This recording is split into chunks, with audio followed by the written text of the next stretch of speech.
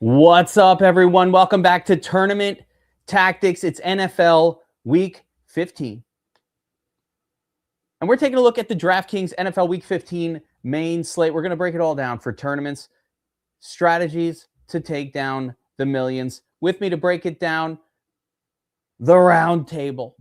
Bobby 2 times, Joe Zaddy, Shark Lab, the Millie Maker.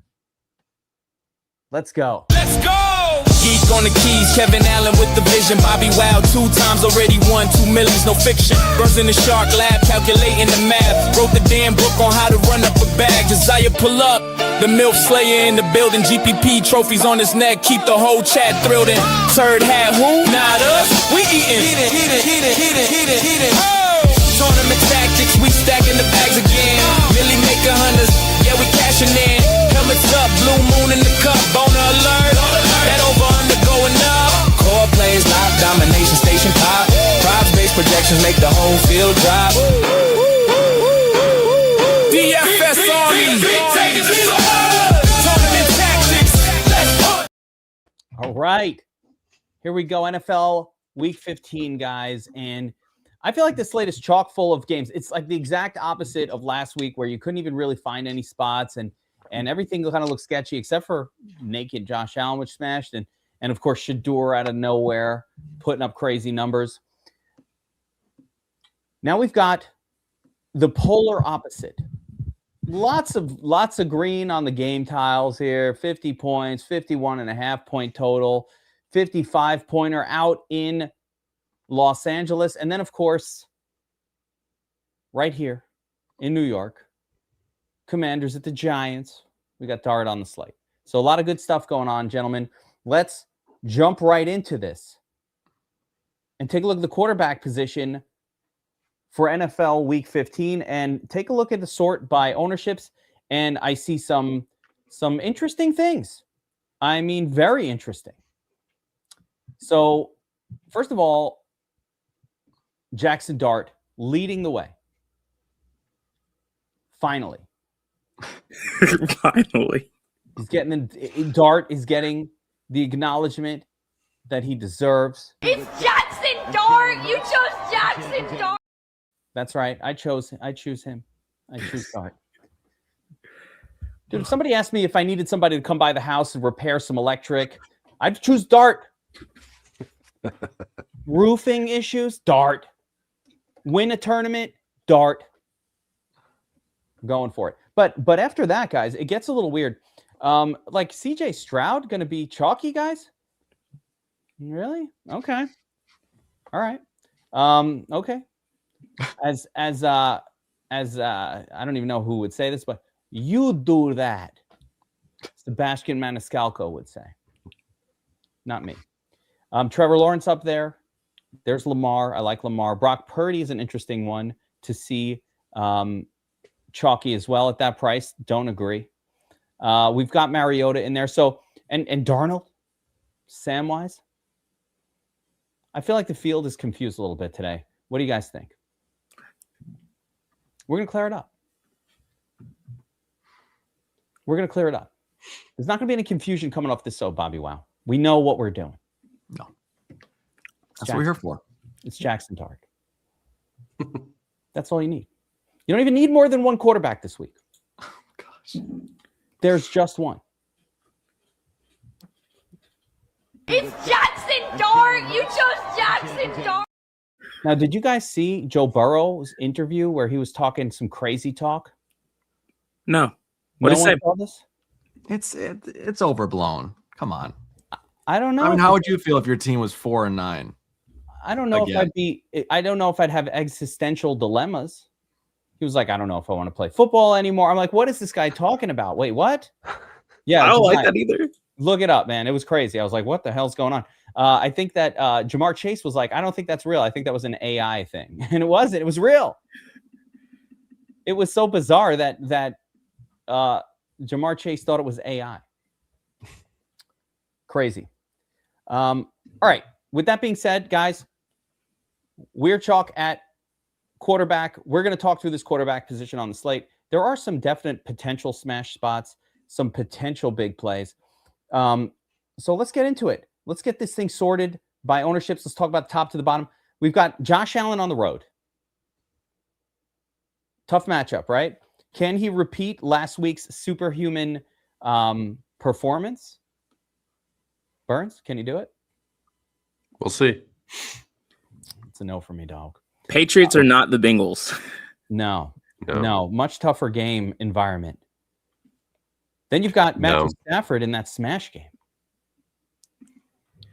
55-point total. At home. 7K though for Matthew Stafford. It's a lot of scratch. Yeah. For a guy who's never really passed 30 fantasy points. Jalen Hurts in there. So let's just get right into it, guys. BobbyWow, get ready. I'm going to you first. We're going studs and duds as usual. Yep. So I'm going to talk about the stud group. We're going to call it Lamar and up. Okay? 6,400 up to Josh Allen. Lamar, Mahomes, Burrow, May, Hurts, Stafford, Josh Allen. You can pick one and only one from this group. Who's your auto pick, BobbyWow? Uh-oh. It's Lamar. Yeah. My auto pick is Lamar. And look, Lamar, it's been a struggle for him throughout the season, but I guess before the but, including 2 weeks ago against this Bengals defense, that's really bad. Okay, so important to note that Lamar played the Bengals 2 weeks ago and really stunk it up, scored single-digit fantasy points. However, we know this Bengals defense absolutely stinks. And I think last week was a somewhat solid indication that maybe Lamar's turning the corner again. Maybe he's got his feet under him. Things are clicking a little bit with that offense. And he put up, not a massive score, but he scored 22, 23 fantasy points against the Steelers. He looked much more like Lamar. Not quite there yet, but the trajectory feels better than it has. So I love the combination of his upside potential and his price. Like he's underpriced. I know he's been bad. He's still underpriced, and his ceiling is as high as anyone's on the slate. So I'm going with Lamar. BobbyWow, that was my second favorite quarterback. So I'm on board. And a lot of the reason I love it as well is that price point. Lamar can actually get it done with his arm at 6,400. Can't get it done with the arm at 7,400. So when he's priced up, tough. But at this price point, same as Brock Purdy. Okay, I would do that. Josiah. Yeah. Welcome back to the show. We missed you last week. I know. It's been too long. Too long. I feel like a week without Josiah is like a week without sunshine. Literally, you've brightened up my day just like right now. It's happening. I'm being real right now. Like it's happening in real time. My day is getting better. Y'all are crazy. It's true. It's true. I don't say it for no reason. Well, I'm here to take away your sunshine and ruin your dreams because I'm going to get weird with it. Oh, no. For me, it's always, I like playing these guys when people believe in them the least. And everyone's saying like, hey, it's going to be a Saquon week. Saquon's going to come in here and make Vegas look silly. And, I think that's the most likely scenario. Wouldn't surprise me. But this is a nice bounce back spot for Jalen Hurts. Whether it's with the tush push, whether it's, hey, let's focus on getting the pass game together heading into the playoffs. I like the spot. And he's shown he has 30-point upside. Like he's done it already twice this season. It's just, can he do it again today or on Sunday? And I think he will. I like the spot for him. At 5% ownership, I'm going to be over that all day, every day. Little dice roll on Jalen Hurts doesn't hurt. Yeah. All right. All right. I can dig it. I can dig it at home against the Raiders. Not sure the Raiders are going to be able to be very competitive with Kenny Pickett. That's the concern. At the helm. But could he actually be worse than Geno Smith? It's very possible that it's no difference. Or better. Which would help these guys. Burns, how about you? What's the Shark Lab? What numbers and metrics are the Shark Lab spitting out at expensive quarterback this week? Yeah, I think the expensive quarterback is a tough spot this week. At least what I'm looking at. that's why I kind of like the fives this week. I think the fives present so much opportunity from a build perspective. But at the top, honestly, I think the one that has the best matchup, the best efficiency metrics for their given environment that they're going into, probably the best actual game environment is probably Stafford this week. Yeah. I mean, Detroit Lions coming in, it's got a 54.5 point total. The last I looked about an hour ago, you know, and the spread is about 5.5, maybe 5, whichever book you look at, maybe 6. And it just presents a lot of, it could go back and forth. And we've seen this game before in the playoffs, and this was a back and forth affair. And Stafford he's looked decent. He hasn't looked to the point where we're looking at a 30-point guy. We are just looking at a guy that's going to be around 25 at 7K. Is that going to really cut the mustard this week when we got guys in the fives that can actually exceed that? And that's really what we're kind of trying to project here. I don't know if I'm still looking at Lamar. I don't know if I'm comfortable with him. I mean, that's pretty much, when you're uncomfortable with Lamar is usually when Lamar hits. I'll have 0 Josh Allen this week. His efficiency metrics on the road are absolutely atrocious. I've talked about it before. This guy is just he's not a quarterback that you want to roster away from his home field. We saw it last week. He was at home and he exploded, and that's just what he'd do. And, so for me up here, it's Stafford and then everybody else, because his efficiency metrics are extremely high at home in the game environment. Yeah. Downside for me on Stafford always is the same. Stacking him up with Puka and Devontae is impossibly expensive. And so you're not really getting this benefit of like a giant stack kind of goes off and it's like, they just barely made value. So that's the only downside, but it's always going to be the downside when you have to pay up for these super stud wide receivers. So it's not just when we talk about it in the context of a stack, it's a harder one. It's a harder one to pull off. I still like it. And I absolutely think that Stafford is a lock button, getting like I think he'll have his best score of the season. I think we're looking at like a 29er or even a 31, but is that enough? Whoa. Yeah, I can see it. This game is going to go bananas. Let not you sleep on this game. These two teams are great offensively, and the home team is the less good offense, which means there's just like the road team's the better offensive. They're going to be okay. Not worried about that Rams defensive. I think the game's going to go crazy. I just don't know if it's going to do enough to win us DFS tournaments.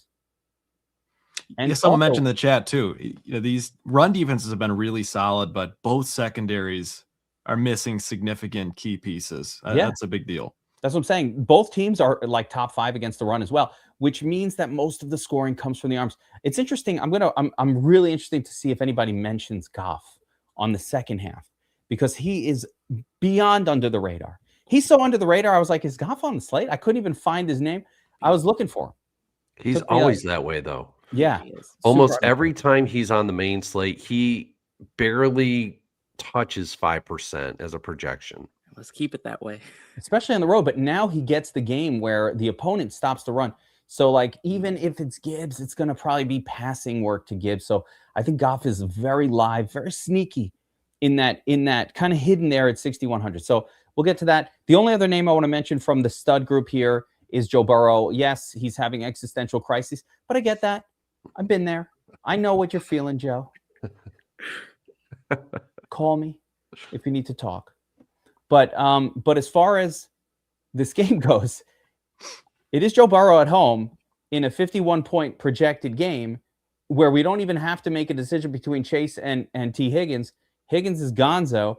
We get Burrow, we get Chase, and then a second piece, Gesicki or Yoshivas, all of which are cheap enough to kind of make the trio somewhat expensive or somewhat acceptable, not expensive, acceptable. So I'll throw that in there. Not my favorite. You know who my favorite is. We're getting to it. We're getting there. All right. And Black Mass Mafia Media gets it too. That would have been my recommendation if Joe called. Take 2 of these. Call me tomorrow. Yeah, okay. Right? Cures it right up. Takes away all your problems. All right. Second group, guys. Let's move down the list to the less expensive quarterback crew here. Within this group, you have some names. I don't think anybody wants anything to do with Mahomes, Herbert here. Don't know. Brock Purdy, weird chalk to me. So I'm going to be curious on your guys' end if anybody sees a reason why you want to kind of get on Brock Purdy in that one.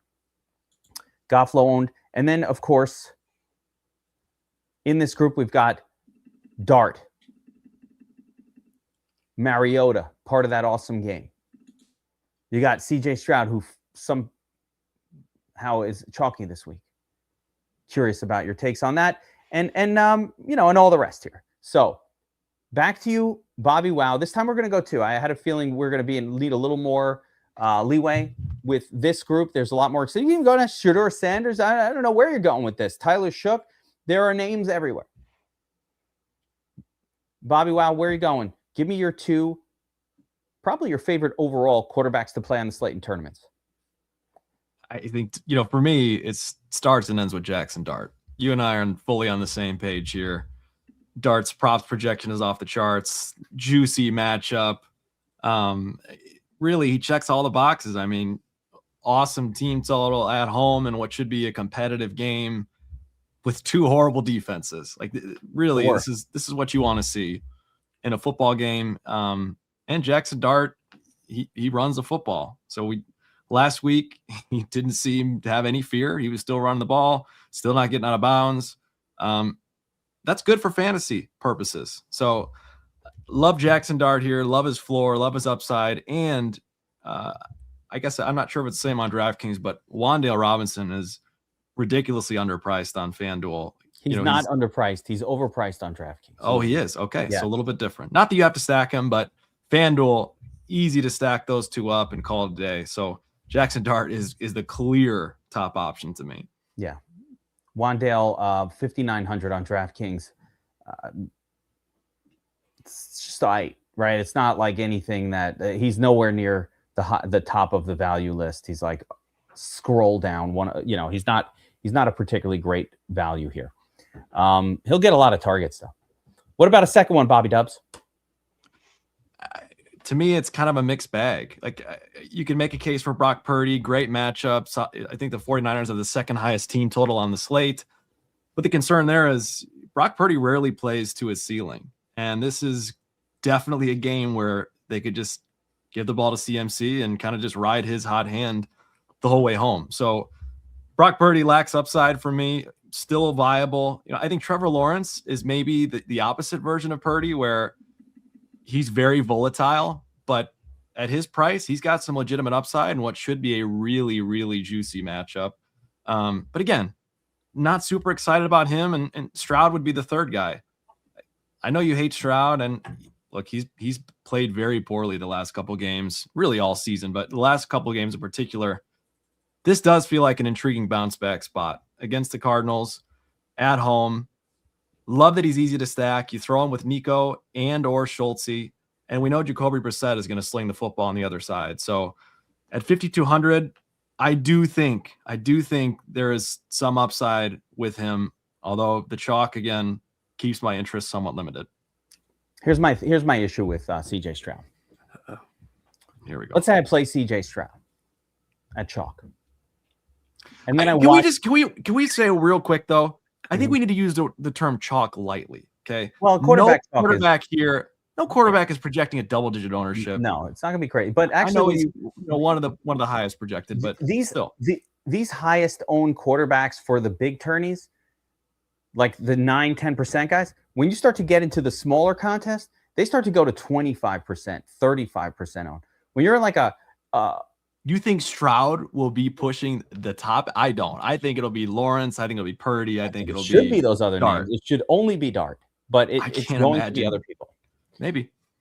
Imagine you're watching Sunday football and you put like this 15% of your lineups on Stroud, and you're just watching Dart with all the heart out there running around, scoring touchdowns with the legs, finding I wide love receivers. Dart. You never even heard of the guy. It's like Isaiah Hodgins got it. Who the fuck is Isaiah Hodgins? He got a touchdown? Wow. You're like, who the hell is Bellinger? The second tight end got one? Oh my gosh, what's going on there? And then you look at CJ Stroud and it's like, he's got a 12. Again. Dart is a much better play, like I said. But a case can be made. I think a case can be made for these guys. I really do. Stroud included. But even Purdy, though? Yeah. All right. He checks a lot of boxes. He's not a sexy player, an exciting one. Lacks some upside, but he's certainly viable. He's cheaper on FanDuel relative to these other quarterbacks, so makes a little more sense over there. By the way, the easy path to Dart failure is what somebody else said earlier. 5 minutes in the game, concussed again. Yeah. Your whole day's done. All right. On to the afternoon only slate. Let's go. All right, Josiah. Two quarterbacks. Yeah, my two. I'll start off with Jared Goff. I love him. You mentioned him already. They're in a dome playing out in LA, so that's always a little bit better for Goff, even though it hasn't really mattered that much this season. And then we have the highest total here. Rams, they're a good defense in general. They're slightly better against the run. I don't love this spot for Gibbs, so I do see them being forced to kind of air it out a bit more. And so Jared Goff, Amon-Ra, my favorite stacks already this week. And so that's just something I'm going to make a priority here. And then quarterback number 2 is Sam Darnold at home, which is nice. And then going up against this Colts secondary that's pretty banged up, very banged up right now. We do need this game to stay close, which is asking for a lot here. Very unlikely, actually. But that's why he's relatively low owned at 5% ownership. These are two low owned quarterbacks that have slate winning upside, and that's all I really care about. And so that's why I'm going to force exposure to them. I like it. I'm intrigued by Darnold there. Burns, how about you? Yeah, I think we pretty much nailed every single one of the top plays here. And I won't reiterate on Dart because I think Dart's just a great play on the Sunday. But I think a lot of the ownership is going to go right to the lowest salaried guy in the 5K range. When you run the optimizer, he's popping in every single lineup except for maybe like 10%. So I think Mariota becomes the de facto guy that is going to be chalk across the entire industry this week. 5K, I think his projection right now is 18.5. That just is an optimizer dream. And you're going to see it in cash. You're going to see it in the high dollar single entries. So this is your 35% guy in those contests. And, you know, can he get it done? Maybe. We'll see. But let me tell you, Mariota's fine play. He's 5K. It's a very fine play. You can do a lot around him. McLaurin is looking good in this matchup. You know, really don't have much of a run game in this one.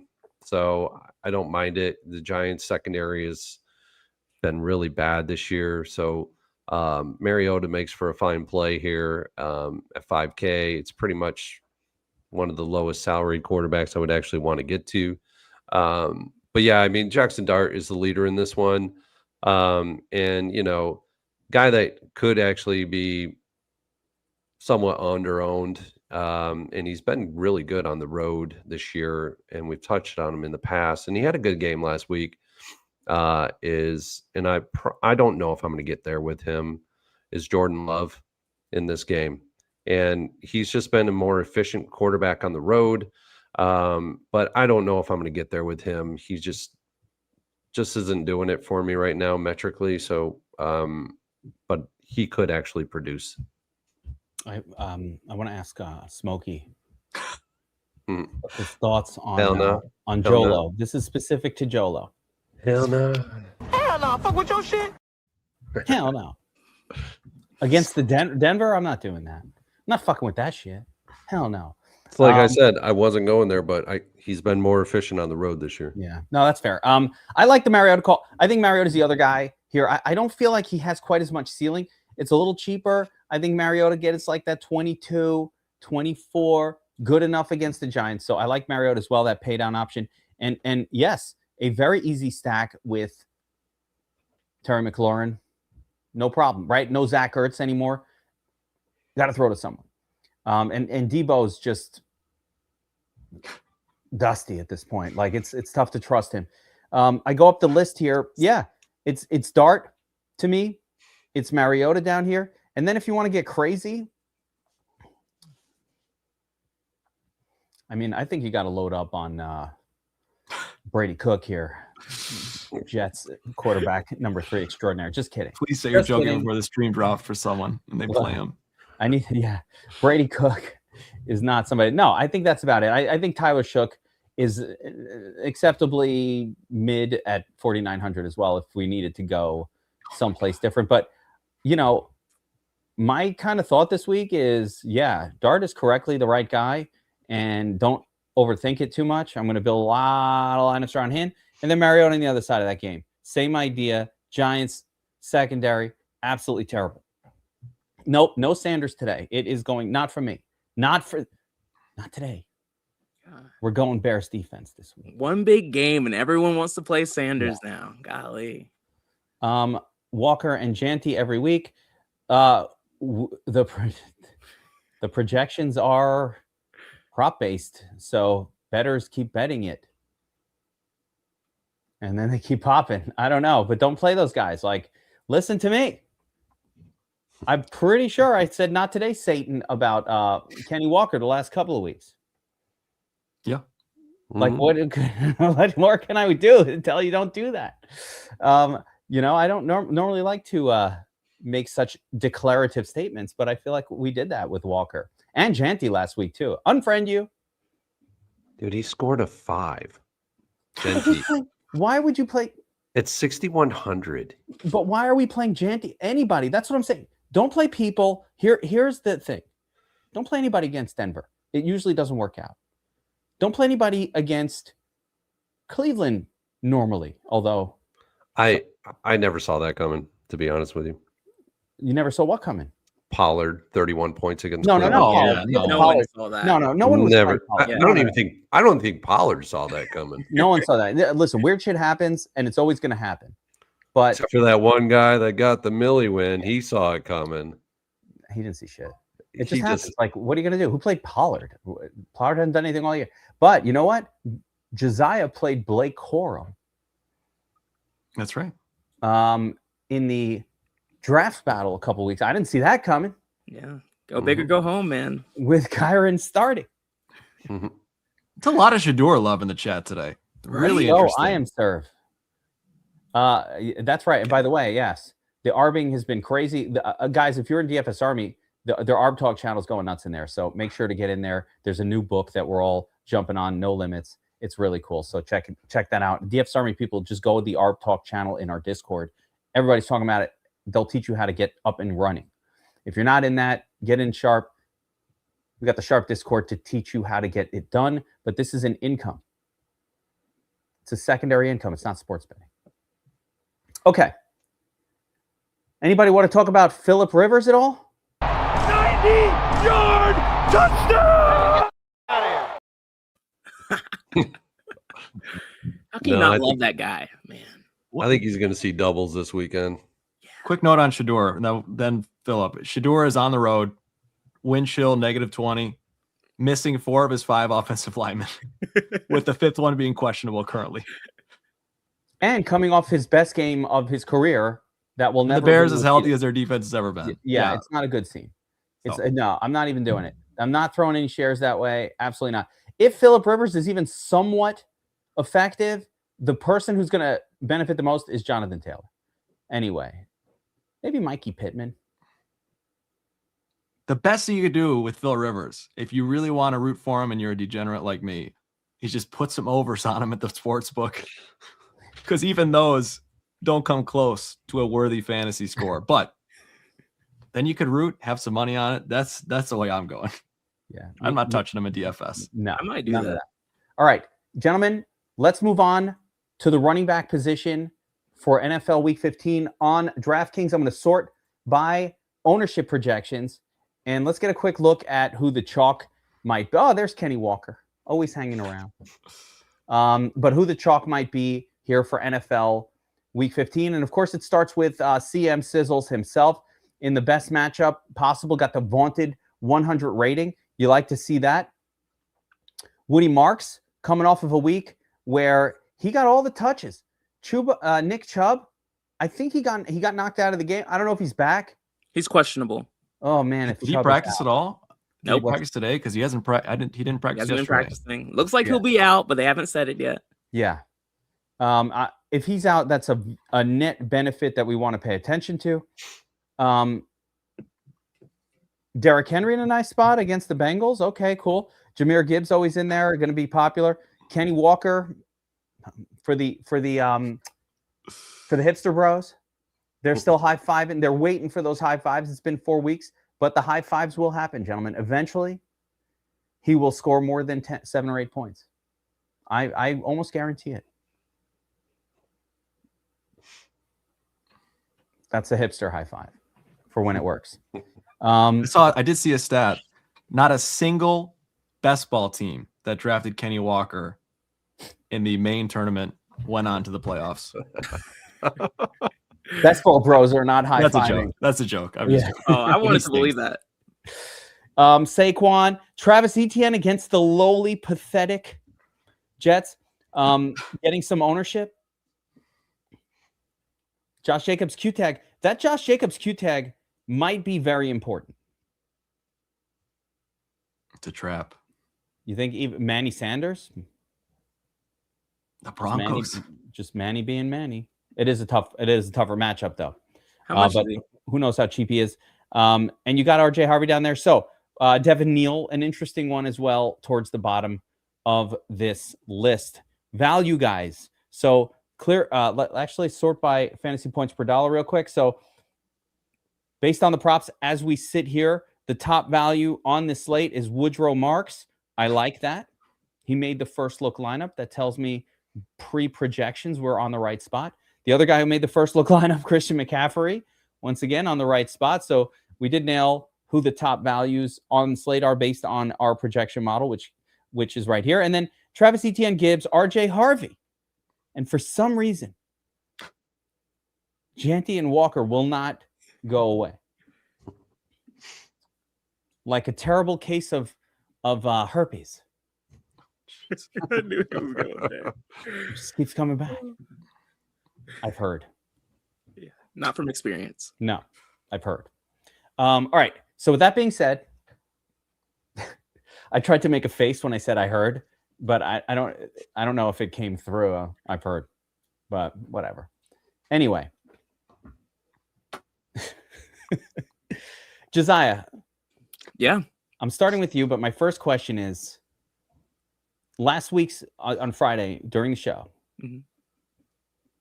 were you fighting off advances from all of the executives? I thought you were gonna ask a serious question, man. It was a good time, man. It was The a good time. executive ladies are all like, Josiah, have another shot, and you're like, why aren't you drinking? Don't worry about me. Have another shot. Oh, man. Sorry. Moving on. Welcome back. NFL Week 15. All right, guys, let's go studs and duds. We're back. We're back. Now I'm in it. I gotta get out of here. Okay. Yep, we're back. Let's go studs and duds. 7K and up for your stud pick. It's only one guy, so I just want to go around real quick. Let's go fast with this one. Okay. BobbyWow. Christian McCaffrey's the man. Do we got to go somewhere else if we're paying up? No, CMC. That's where I'm going. It. Josiah, Same. anything here? Nope. What about okay. So Oh, I'm looking at 8K and above. 8K and above. yeah, 8K and above. Yeah. So you got Cook, Taylor, Gibbs, McCaffrey. We're all gonna agree. McCaffrey the best. Is there anybody here? Do we take a shot with Gibbs in that upscale matchup just as an alternative? GPP contrarian pivot. Yeah, I mean, certainly. Gibbs could get it done in any matchup. It's just not the best spot. I'd much rather play CMC for $200 more. I totally agree. Burns? Oh yeah, it sizzle all day, man. 1983's calling, Kev. Who has that phone? The office phone. It's my boss. Like, You're just dinner's letting ready. it ring too, man. Yeah, No I shame. never. The office phone has never been picked up here. Never. Why do you have it? You have to have one. It's like a phone number that you got to attach to business things. So you have to have a phone like that, but I don't pick it up. You tell me shut up, I'd be quiet. But when she leaves, I'd be talking again. All right. Second group. So 8K and up, we all agree. McCaffrey's the man. I don't want anything to do with Jonathan Taylor and James Cook. And Jahmyr Gibbs is an interesting contrarian. Oh, let's call it a tournament pivot. Except he's not lower owned than Christian McCaffrey, so he's not. It's not that GPP at all. It doesn't really get you that much on the pivot. Yes, I still use America Online to access the interweb, and that is my modem. All right, second group here, guys. Derrick Henry, Saquon Barkley. This is a little more exciting. You got Henry, Barkley, Josh Jacobs, big Q tag. Don't like Jacobs here. I'm not even, but if he wasn't playing, I'm interested in his backup. You got Kyron, again, not interested, but he's part of it. Maybe you are interested. I don't know. Brown, Dowdle. So let's go to this middling group before we get. Okay, that's Brady. That's Brady. Oh my God, my heart just dropped. I'm dialing in. Oh man, thought that was real. You know what? Not everybody even knows that sound. Like at this point, if you're probably under 30, you don't even know that sound. So secondary group, BobbyWow. Henry is a little bit like the highest owned from this group of Henry and Barkley, right? The rest of them not really getting much love until we get down to Travis Etienne, who's an interesting play, right? That's where the ownership is going. Yeah, and I fully agree. I think, to me, Derrick Henry and Saquon Barkley are absolutely worthy tournament options here in the mid-range. Barkley in particular, we kind of know we know who Derrick Henry is, right? He's certainly not going to get us there catching passes on DraftKings. Nope. And jury's out. If he's going to get there, he's got to score multiple touchdowns to get there at this point. Even at 7,300, which is a relatively fair price, he's still got to score multiple touchdowns, I think. Whereas Barkley's got some pass catching upside, and Barkley looked really, I shouldn't say really good. He looked better last week. So again, to me, Barkley is kind of the most intriguing option here at 7,100, but ETN is really solid. Like, I think I'm having a tough time arguing against ETN. I haven't played him all season. I've been reluctant to even say his name. Yes. But it really looks like he is in full command now of the rushing share, of the snap share. He's getting all the work, and the Jets stink on defense. So solid option at the price. Jacksonville defense. I don't play ETN either, but you know what? His backup, 2 fumbles and 2 carries last week. I didn't even see that. Jeez. Yeah. Every time Tootin. When did they sign Ramondre? Yeah, right. Every time Tootin touch the ball. So now, will the coach there? This ain't no Vrabel. No, Liam Cohen. He's like, motherfucker. You drop the ball, you're not going to see it again. 2 fumbles, 2 touches last week for Basil Tootin. Maybe they'll give it to ETN if they give him the full workload. I like it. I like that combo. Josiah, what about you? We're in the middle zone here. Got ETN at the bottom, Henry, Barkley, kind of chalky at the top. Do you like those chalk plays? And is there a non-chalky play here that stands out for you? Yeah, I like the chalky plays. When it comes to running backs this week, I'm playing it relatively safe, and then I'll get weird with wide receivers. But there is still one running back I'll take a shot on here who's pretty low owned, and Chase Brown. Mm-hmm. He was saved by the 2 touchdowns last week. Outside of those touchdowns, he didn't really do much of anything. But you can see it looks like he's starting to put everything together as they get towards the end of the season. He is finally getting the touchdowns. He's had some games with multiple receptions. It will only help with Higgins out this week. This could be a spot where he pops off against the Ravens team that I think is pretty close to defensively. They're just not showing a lot of heart out there. So I like Chase Brown this week here. It's got to keep Samaje Perine off the field. Yeah, that's the problem is the split. It's way closer than you will want it to be. That's a very fair point, but that's why he's low owned. Yeah, hate Samaje. Ruins the chase play every time. Every time. Burns, what about you? Chalk 3 here. ETN, Henry, Barkley seems reasonable, right? Anybody else pop, or do you even like the chalk 3? Yeah, I mean the chalk 3 they're acceptable plays here, and don't mind them at all. Earlier in the week, though, I was looking when I was running through things. Trev actually was making some of my lineups early in the week, and I was like, man, this is a good spot. He's at home. He's really starting to just own this backfield. And yeah, I mean, Buffalo really hasn't been that type of defense this year where they've been excellent against the run as they have in years past. So Trev actually is someone that I may be like interested in as we go through the week to see how everything works there from a metric standpoint. Earlier in the week, I was on board because 6,100 is a favorable price tag for him. I would like to have seen him at 5,800, but I think at 5,800 he garners more ownership. But at 6,100 he actually forces out some of that ownership.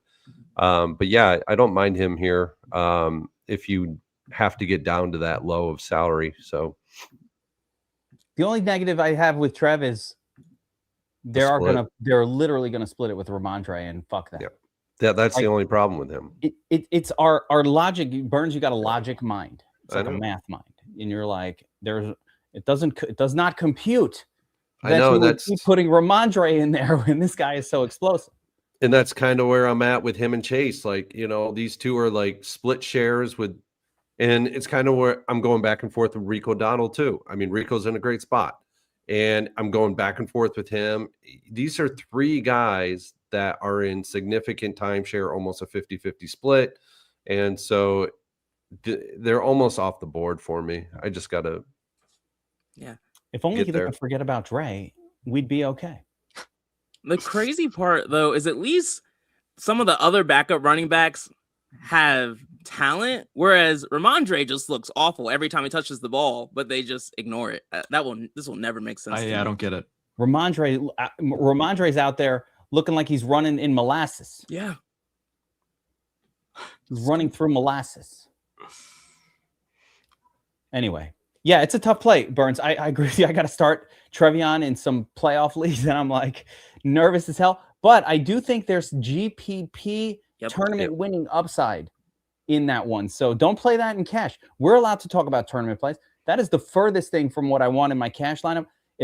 When I'm making a higher dollar, smaller entry lineup, I'm looking for consistent touches above all. That is the king of that. I want to make sure I'm not going to get a bad score. But Trevion can just out of nowhere pop off for a 36, much like Blake Corum did last week. He's like, where the fuck did that come from? He's explosive. He can do it. So I agree with you there, although it is a very dangerous play from touches perspective. Now, there's some cheaper options here, but I'm just going to talk through the rest. Kyron Williams, no bueno. Rico Dowdle, full split at this point with Chuba. Not that different from Trevion in that it wouldn't blow my mind if he popped to 27, but the floor is too low because he's in a split at this point. And Chuba's look better. That's also a thing too. Like Chuba's looked better than Rico the last couple of weeks. He's coming on strong, which I don't like. Then you've got Judkins, kind of interesting with the other running back not coming in and it being so cold. Entire offensive line is out. Yeah, there's minus one guy. Yeah, there's a lot of negatives there. Yeah, the offensive line is done and all of that. Breece Hall. Yeah, Yeah, I'm not touching Breece Hall or anything to do with the Jets. RJ Harvey. Against the Packers, man. Yeah, it's another defense. We don't trust Denver backs as it is. Yeah. Now they're up against the Pack. What about Omarion? Vidal. That's another split. Yeah, too much Vidal. The Chiefs at home to have been otherworldly. Jetty to me, this is the week you play him. Oh God, really? I know it's gross. I know. Last week he was chalk. The Eagles failed everybody. Vulnerable to the run. I think this is kind of like the secret to me. Okay. The Eagles have been bad all season against the run. Their run defense is bad. We're far enough along. We got, 4 games left? They've been one of the worst teams in the league against the run, giving up tons of yardage, giving up gash plays to running backs. And unlike the last 10 guys we just discussed, Genty has his backfield all to himself. He got every single rushing opportunity last week outside of the QB. He's getting targets in the passing game. And we talked about already, Pickett might stink, but he can't be any worse than Geno. So to me, this is a really intriguing week to play Genty, who should be relatively low owned in one of the better spots, I think, on this. I should say one of the more sneaky spots on the slate. Yeah. Let's not forget, and Bobby, to your defense here, Genty is coming off a string of 8-target games, 3 8-target games in a row. Pickens is in there. He's basically no different than what you were getting from Geno. He can check down to Genty just fine. So you know what? You're convincing me a little bit. He did not make my original thought process. I usually favored running back. That's a thing of mine. But for sure. I'm kind of on, I didn't play Swift and Monungai against these guys, and look what they did. So, all right. Yeah, and if this is confirmed, this is another big thing. Carter being out would be a big thing up the middle too. Yeah. Bonus. Thank you, Gamblestein. That's awesome. Good information. And an awesome name. And I enjoyed the Kool-Aid thingy as well. That was nice. I did. I enjoyed it all. DeAndre Swift, Kamani, but I'm not playing Kamani. Not this week. No, not today. Nope. DeAndre Swift, BobbyWow, love you, but I don't really love DeAndre Swift in this spot. Too much Monungai. This is every bit as even of a split as any of the ones we discussed. Yeah. Way too much Monungai for my comfort. But then we get to Woodrow. Woody Marks. Let's talk about the positives of Woody Marks. Okay. It's coming off 26. I'm wrong. 26 carries. Got a couple targets as well, but we know he can catch a pass. Does not catch a lot of passes, by the way, guys. This is almost a yardage and touchdowns guy, but he can catch 1 or 2. The big thing is no Nick Chubb last week led to a monster volume performance. Not a monster score because I'm not sure if he's very good. And it was a good defense, too. The Chiefs have a good run defense. That was a tough team. Now you're up against Arizona, whose defense is known to be not good. Night and day. Against the run. Once Chubb is ruled out, assuming he's not going to play, I genuinely think Woody Marks is going to push 50% ownership. Which I don't. He's going to be so freaking chalky. You think so? Yeah, the chalk of the slate. Oh my God, are you kidding me? This was the most consensus running back pick we've had in weeks, including the chat. He's just a slam dunk play. Oh. Yeah, I mean, he's right up there. He's right up there. I'm not sure that that Woody Marks has like a 25er in him, though. Can he do it? It feels like Stroud kind of has the governor pin in that offense. So it's so limited. But Woody Marks, though, chalk or not, for good reason, right? Like sometimes you got to just understand that there's good reason for the chalk. Love Woody Marks here. And then finally, of course, you got Kenny Walker. Guy's never going to score a fucking touchdown. 4 touchdowns on the year, bro. He's a yardage and touchdowns back. You know who was giving me Kenneth Walker vibes yesterday was Bucky Irving. Oh, why does that team not give him the dang ball near the end zone? Give him the football. Don't know. Sorry. Although the Tucker touchdown plus 450. Cash it. Last night. But Kenny Walker gross. Kamara unplayable. Tyrone Tracy, hell no. I wish if Tyrone was out this week, I was going to be all over Devin Singletary as a solo back. But no, you remember he was carted off the field before the bye week. And I was like, all right, you don't normally come back from being carted off the field that quick. Yeah, he was like, nah, I'm fine. He was fine. So that ruins it. I can't play Tyrone Tracy. He's in a perfect split with Singletary. But here we go. Next one on the list, Devin Neal. Now, hear me out. 20 touches last week, 17 touches the week before, can catch a pass, has a 7 and 3 target game in the past couple games. Didn't get a lot of targets last week, got no targets. Somehow he got a reception with no targets, which I don't even understand how that's physically possible. That's a glitch. That's Burns, how does that work? accurate. This is not correct, this information. DraftKings, that shit out of here. Man. I'm like, oh, no targets, but he caught a touchdown last week. So I've seen that a couple of times from them. yeah, DraftKings getting little data errors going on. But He had 1 target last week. Devin Neal's fine. Yeah, that's right. I am served. Devin Neal, I think this is playable here against the Panthers. Josiah, Don't come for us. We're first in the division right now. don't care. Saints are at home. They're not that terrible. Yeah, I agree though. Panthers on the road. Are they first in the division? The Panthers are leading. No. Once we win. Okay, I was going to say. I think you are technically first, no? Oh, maybe Yeah, not. if the Bucks losing, it gets a little weird, but we'll win. So we're in first. We're now Devin Neal, screwed. man. I doomed us all. Playable. Yeah, and Kamara was ruled out. Yep. So not that it mattered anyway, but Good play. The It's a important better thing is play. we haven't seen Taysom. Part of my fear always when the Saints bring in the backup running backs is that like Taysom Hill's going to come in and just do all this vulturing. We just haven't seen that much of that this year. I don't think that's part of their DNA anymore. I mean, like that used to be part of Sean Payton's thing, but completely different now. Yeah, it's not doing it as much. They do a little bit of it, but like it's not enough to destroy the running back in the same way that like I always would be like, I'm not playing Kamara, fuck this guy. You know, like he doesn't score touchdowns. I don't think that is in the cards as much here. although on that note, Now he jumped up to a 41% snap share last week. Oh, He'd been averaging 20% on the season. Yeah. Tay. Oh boy.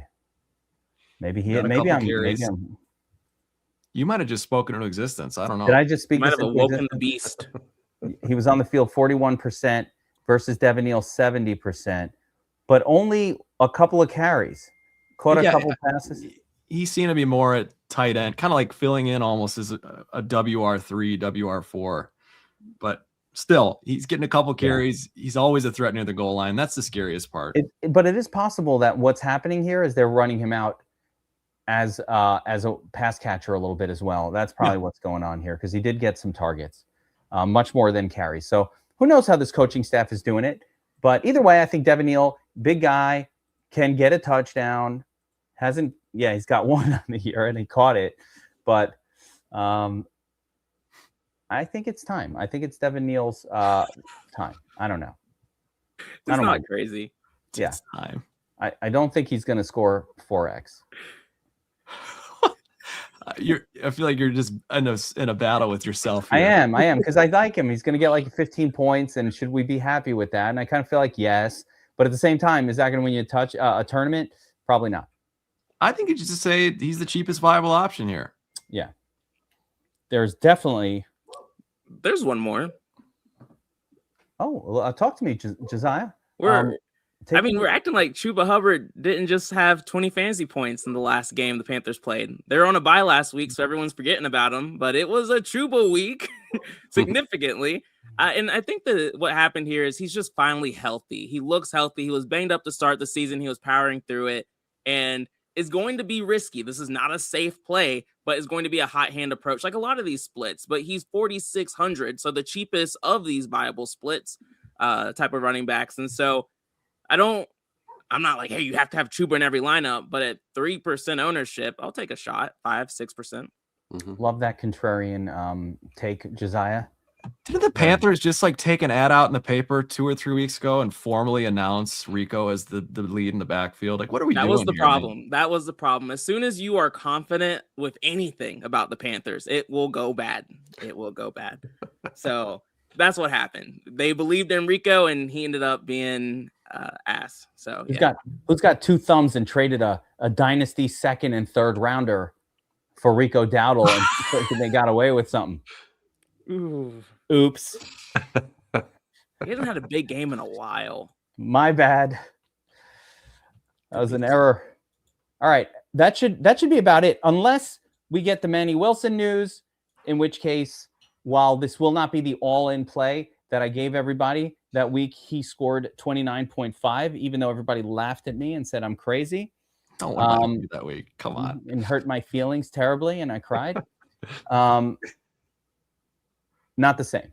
But still, Emmanuel Wilson would be somebody I would pay attention to if Josh Jacobs is out. Even in a tough matchup, guys, I do not care at 4,400. I'm playing him, and I'm playing him a lot if Josh Jacobs is out. Fair? Fair. Yep. It's a price-based play. Okay, let's move on. Let's talk wide receiver, gentlemen. NFL Week 15. Let's get the old first. All right, we'll do a sort by ownership first. Let's take a look at who the chalk is as of today. We are at Friday, by the way. You're watching live Tournament Tactics. It is Friday, December 12th, and we'd love for you to hit a like button or potentially subscribe to the DFS Army YouTube channel. We do a lot of videos here. It's a lot of fun. And then, of course,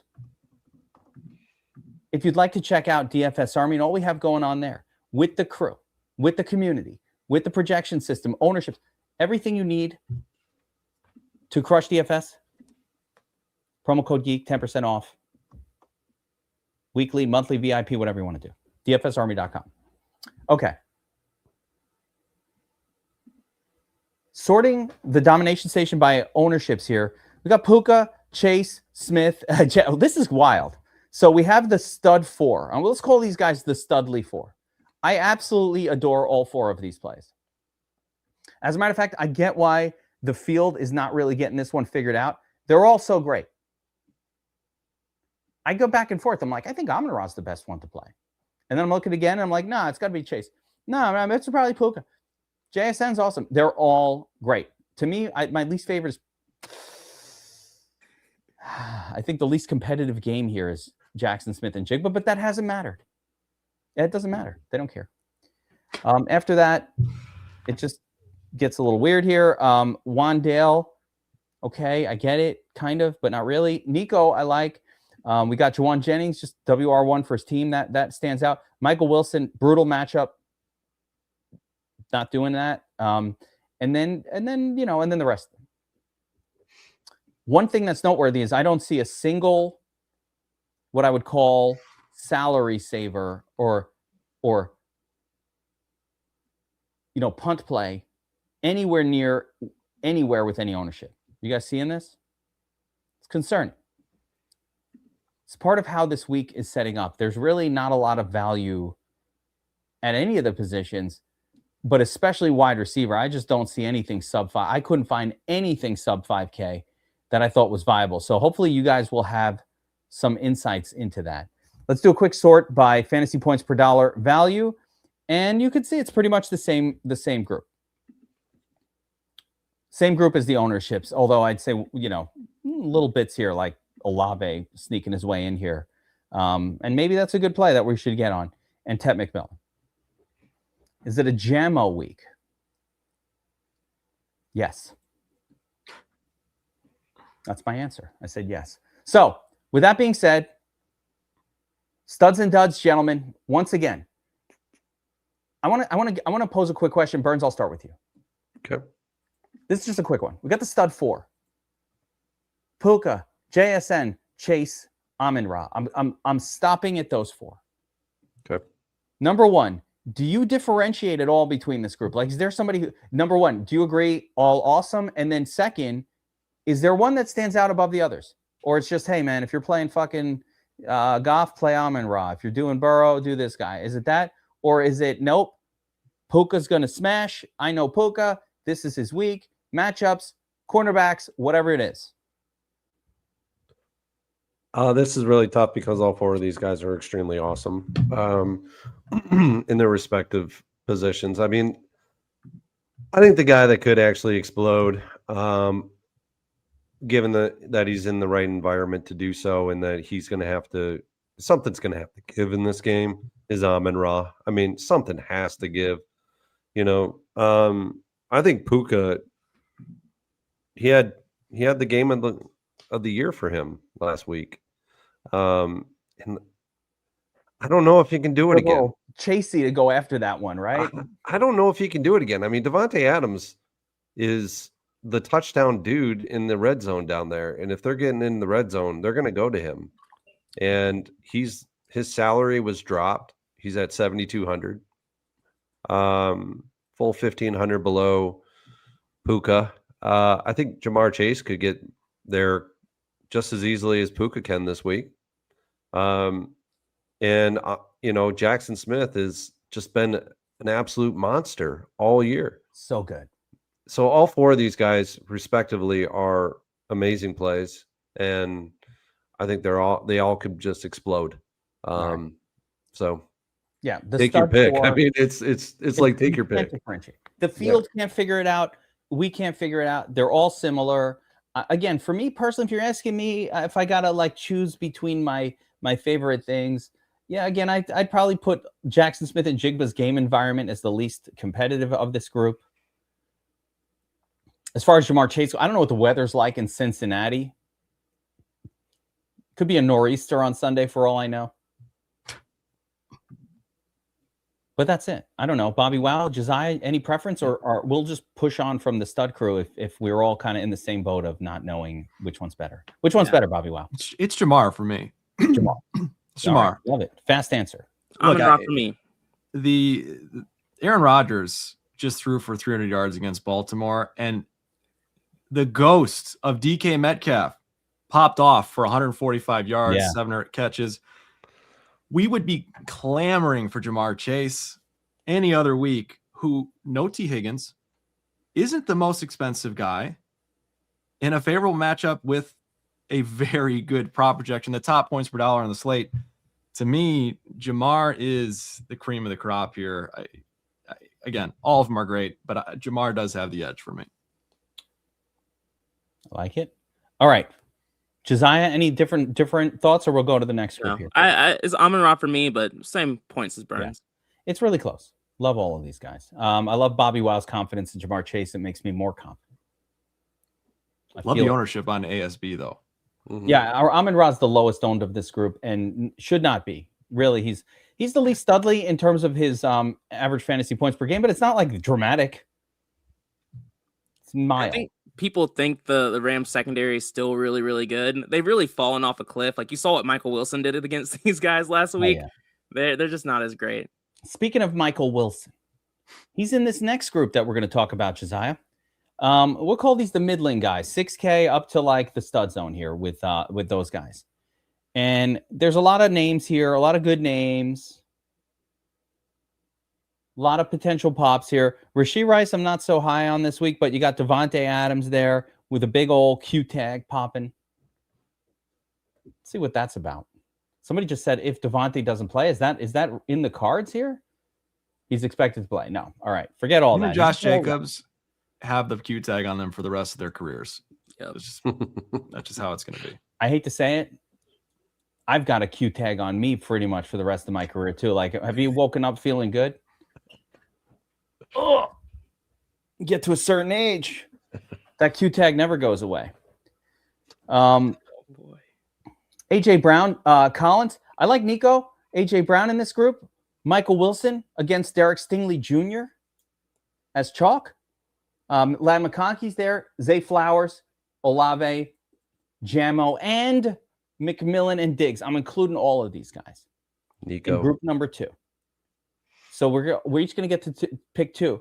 So start thinking now. Burns. 2 wide receivers between 6K and the Davante Adams land. Which are the 2 that are popping the most for the Shark Lab? Right now, it's Nico Collins is one. I just think he can actually do a lot of damage in this game. And then the other, AJ Brown has significant coverage. His coverage his matchup against the coverage that he's going up against is significantly better than Devontae Smith in this game. AJ Brown is also $1,000 more, but AJ has a really good matchup in this game, and he's actually seeing a lot more run and rapport with Jalen Hurts than he has since the beginning of the year. So, I mean, this is a really good spot for him. They're targeting AJ Brown relentlessly ever since he whinged. Look at that, double-digit targets every week for the last 4 weeks. Yep. I mean, he's going to see heavy cover 3, like that's so him against cover 3, he's up there with really good receivers like JSN and all the top 4 guys. I mean, he's slightly below them in terms of yards per route ran by about a 1.01 in terms of JSN, but it's like really close. So he's dominating cover 3 this year, especially in the last 4 weeks.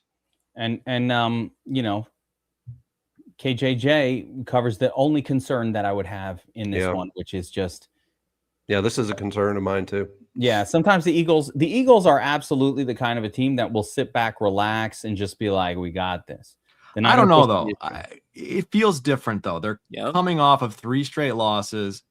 You have to think if Sirianni has a chance to beat a team 50-0, he's going to, because they look terrible right now. Yeah. They look like pretenders. So I have to fix the narrative. I'm not as worried about that this week, just because they're honestly on the brink here. You know, the NFC is dangerous. They got to win, and Sirianni, they need a convincing win.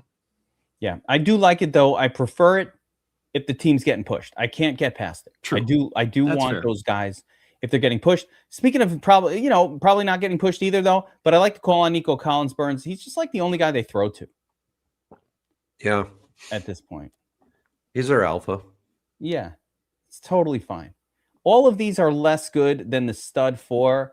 And you're kind of like, I think my approach will probably be to try to grab one of those 4 and then mix it with a bunch of the lower cost guys.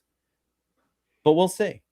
And, every once in a while, I do fall on in this zone here. So, Burns, you liked AJ Brown and Nico Collins. Josiah, how about you? You got to pick 1 or 2 from this group. Yeah, I really like Jameson Williams this week. People have already talked about it in the chat. You can just see it. They're starting to utilize him in a lot more ways, which is when I start to like these receivers a bit more. Oh, yeah. Targets are up. Consistency is up. And high total game. So this is a spot where I'll be significantly over the field on him. And then I am with Burns here on like the AJ Brown call too. Those are my 2 guys here in this range. I want to say Tet, but like I said, I don't trust this Panthers offense as far as I can throw him. And Tet's high owned or relatively high owned for this slate. So if he shows up, but he's not going to be a priority for me. There we go. BobbyWow, how about you? Yeah, it's Nico and everyone else. Nico feels perpetually underpriced. He does nothing but score 20 points. And that's with Stroud being awful. So if Stroud can be even a little better against a really bad defense, man, I really like Nico's chances to exceed value here. We need to pop a 28 from Nico to be happy with it. I don't know. Yeah, I think he could definitely get there. He needs to be pushed. I wish again, what if Arizona can push them? Who's to say? Don't count Jacoby out. Yeah. Brissett hasn't been slowed down by anybody. Although, in fairness, I did bench Jacoby in my fantasy league for Mariota this week. I like the honesty. Correct move or no? Round table. I benched Jacoby for Mariota.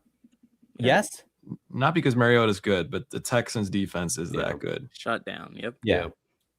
I mean, I've been riding the Jacoby Brissett to the playoffs train, but now you say goodbye. Pull your Jets at Houston. It's not a good scene over there. Yeah, Chad is all about it. They like the benching. Yeah, in this group, I agree with you guys. AJ Brown has that upside, right? I would, Devontae Adams too a little bit, right? Yeah. Why not? Probably going to get a touchdown. Got Nico there. Great. No Michael Wilson for me. Not this week. Stingley, no good. And then you've got Ladd McConkey, untrustworthy. By the way, we got to talk a little bit about how Herbert did not look that great with that broken hand, trying to hold on to the football, sailing balls. I am interested in Chiefs defense here a little bit.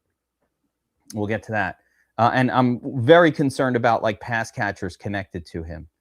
That's why, by the way, I'm not super down with Chiefs or Mahomes and all that. I don't actually think that game is going to be this pop crazy high scoring affair. I think what I saw out of Herbert is a warrior, love the guy, but having a hard time throwing that football with that cast on. They made a big deal. They made a big deal about him not talking to the reporter at the end of the game either. I mean, that's kind of blown out of proportion. Agreed. Yeah. All these white knights want to like be a big shot to their to these female reporters. Shut the fuck up. Like, shut the fuck up. Everybody who's commenting, shut the fuck up. She's not going to bang you. Oh, jeez. She's definitely not going to bang you. I mean, she's not. It was kind of a jag move. It doesn't bother me, but it's just he just looked like a kind of a d-bag. That's all. It was a little douchey, but she's not going to bang you. Okay. The one guy that no one's talking about, and maybe we just haven't gotten down that far, is Zay Flowers. Mm-hmm. I think it's very interesting to note Lamar looked like he clicked in a gear a little bit last week, and the direct correlation is Zay Flowers finally had a big week where he was double-digit targets, scored 23 fantasy points. This matchup is even softer. I already like Lamar quite a bit. To me, he's the obvious stack piece. I think when those two are connected, that's when Lamar's doing well. Yeah. So Zay's really interesting again this week. I don't mind Zay. And by the way, moving down here in this bottom zone, Stephon Diggs absolutely destroyed the Bills the last time. And that guy is just the kind of person that carries like the grudge. Yeah. Yes. To where he's in the ear of his quarterback, like, you know, like, I'm fucking bring it. And he's like, all right, I'll throw it to you. His prop projection is off the chart too. Yeah, no, because Diggs crushed this matchup the last time they played. So like, and again, remember Steve Smith Sr.? Yep. Josiah, remember when he came back? Anytime he'd play the Panthers again, it would be like, oh my God, he just scored 40. Like, what is happening? And they deserved it too. It was great. Yeah, but you get it, right? This Diggs reminds me of that. Like, there's a little bit of fucking what? Get rid of I'm not even sure Diggs is even there the other weeks. It's like this is what he shows up for. The only he doesn't even care most of it. He's not even paying attention. And then all of a sudden he shows up and goes bananas. Yeah, at 12.9. So you know who projects the best here with the prop? It's Ted McMillan. Yeah. Or Olave, actually. Olave always projects well. Yeah. Olave did have a big game against the Panthers last time out, but it was kind of a fluky JC Horn tripping kind of play. Man, I have such a hard time trusting Olave. Like his price had spiked to like 6,700, and that was like no bueno for me. But now he's back to that 6K level that I think he can actually make value on. So yeah, if we look at the props themselves, I mean these guys are priced pretty right. Absolutely, Nico stands out. He's got the same prop as Rashee Rice for a full 1,000 less. You got Flowers, Olave here 14.3, and then I get it. You know, the next best is probably Tet. The only reason I like Stephon Diggs, it's intrinsic things with Diggs. Like that's a good call with Diggs. Yeah, I wasn't thinking that. I remember watching the game when they played earlier this season, thinking, "Oh my God, why did I not play Diggs? It's a revenge game. That's like the one-time revenge actually makes sense." Yeah, he cares about that. He cares about it. All right, let's percent ownership. It's okay. And he's not owned 2%. That's how you win a tournament. Yeah, that might be the call of the week. I hope so. I hope so too. And if it's not the call and he's terrible, we'll never speak of it again, so it won't matter. True. That's the beauty of it. All right. Next group. You got. I'm keeping it on the Dom station here because I want to point out the chalk and the non-chalk as I call this out. So you got Wandale, who's going to be chalky. Now, I incorrectly thought that Wandale's explosion game was with Dart. That one game where Wandy went bananas, JMO. It was with JMO, which was the most obvious smash in the history of that is definitely going to happen. So he went nuts with JMO. That being said, even in these Dart games, he's getting 10 targets, 11 targets per game. He's just standing 1 to 2 yards beyond the line of scrimmage. But the flip side is, are the Commanders secondary so bad that you can catch it 2 yards in and just run past them because they suck? Yeah. So it's like, is this chalk bad? I'm not sure. I don't know. As far as I'm going to take an extra second with this. Just here's the thing. I'm not going to play him in every dart lineup. There's no way I'm soiling the dart with too much exposure to this guy. I am not even going to have dart stacked in all of the lineups. Some of them. Agreed. But there'll be some naked dart, just like we had naked Allen last week. And that worked, unless you played Kincaid. And even then, that you didn't win the tournament because he didn't do enough. Yeah, Richie Smalls, yes. Slayton, fine. I'm going to play some, but I don't want him in everything because Slayton needs one big play. I'm fine with it, but I'm not going to soil my hundreds and hundreds of dart lineups all with Slayton. I'll have him with some. I'll mix in those guys. He's the only guy that has a higher injury likelihood than Dart in this game. He does get hurt a lot. He does get hurt a lot. But Dart will throw into Tyrone Tracy. You're going to guess wrong. It's going to be Bellinger. For sure. You're right on the stacking call. Only partial stack, and not in every lineup, and only Wandale in some of them. Yeah, it's not all. You were not going to guess right on this. Theo, you're going to think it's Theo John. Bellinger got one. Fuck. Who the fuck is Isaiah Hodgins? He got one now? Damn, did I play any Hodgins? No. That's what's going to be. Don't even overdo it. But Wandale too. But this chalk is a little crazy. After that, Devontae Smith, BTJ, Jacoby, Christian Watson, an all-time brutal matchup, but I love me some Watson. Last week, Watson came through. Big time. Koso, Cortland Sutton, Terry McLaurin, who I do like a lot, and he's getting a little ownership here. I like this. I want that player in my lineup. And then the rest. So let's just do these 5K guys because there's a lot of good names here. And I think we're going to have to live in this zone. I don't think we're going to have an easy time finding sub 5K wide receivers. Let's give this a little extra energy here. Bobby, I'm going to go back to you. 2 in the 5 to 6,000 range. This is where we got to be this week. You might need to actually play 2 or 3 of these players in your actual lineup. I don't think you're going to get away with just one. I think you probably need 2 of these guys. So we'll start with you, Bobby Dubs. Which 2 are you playing if you're forced? You think you got to look at matchups. You got to look at volume. And to me, the 2 plays that jump out on the page more than the others. Number 1 is Jacoby Myers, who seems to be settling in as the number 1 guy in Jacksonville. And Trevor Lawrence throwing the football. He's scoring touchdowns. And man, matchup doesn't get any softer than this. So we already like T-Law a little bit. Jacoby Myers makes a lot of sense. And then the other guy in this range, I think Juwan Jennings makes some sense here as well. He's really, really cheap. Clearly the WR1. I know the numbers don't pop off the page, but he's got 4 touchdowns in the last 5 games. And again, he doesn't have to do a ton at 5,200. So he feels underpriced to me, also in a very juicy matchup. So I like those 2 guys more than the others. You know, my only conflict with Juwan Jennings is how much I love Ricky Pearsall, and I want it to be Ricky. I want it, but it's not. But I want it to be him. It's not yet, but I want it to be him. And I know eventually, I feel like it's going to eventually be him, but it hasn't been.